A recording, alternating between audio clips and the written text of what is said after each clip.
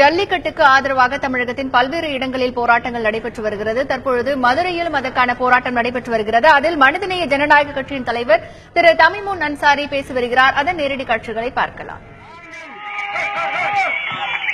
நாங்கள் வீரன் சின்னமலை ஐயா அவருடைய வாரிசுகள், நாங்கள் கண்ணியத்திற்குரிய காகித மில்லத்துடைய உறவுகள். இப்போது நாங்கள் 3 பேர் இணைந்திருக்கின்றோம். விரைவில் இறைவன் நாடினால் ஒட்டுமொத்த தமிழ் சமூகங்களும் அணிதிரண்டு எங்கள் குரலை உயர்த்தி பிடிக்க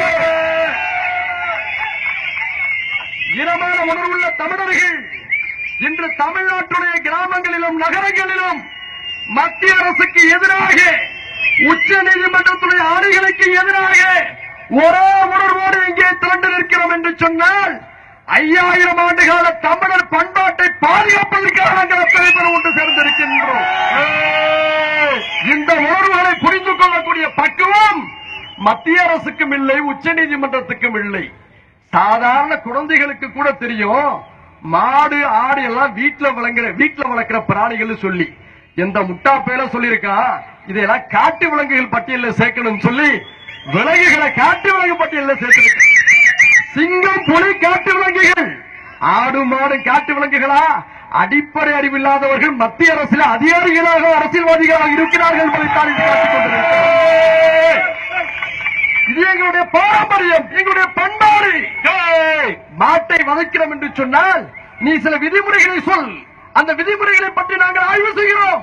ஆனால் ஜல்லிக்கட்டை கூடாது என்று சொன்னால் அது எந்த உத்தரவாக இருந்தாலும் அந்த உத்தரவை கிழித்து எறிவோம் என்று நாங்கள் சொல்லிக் கொள்கின்றோம்.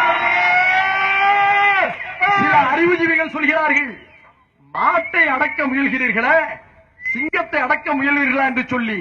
அப்படி சொல்பவரிடம் நாங்கள் சொல்கிறோம், நீ சிங்கத்தை பிடித்து இங்க கையில கொடு, நாங்கள் அந்த சிங்கத்தை அடக்குகின்றோம்.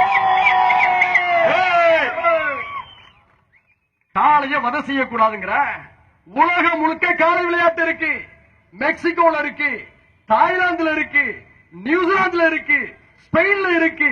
எங்கெல்லாம் விவசாயத்தை நம்பிய நாடுகள் இருக்கிறதோ அங்கெல்லாம் வெவ்வேறு பேர்களிலே ஜல்லிக்கட்டுகள் நடைபெற்றுக் கொண்டிருக்கின்றன.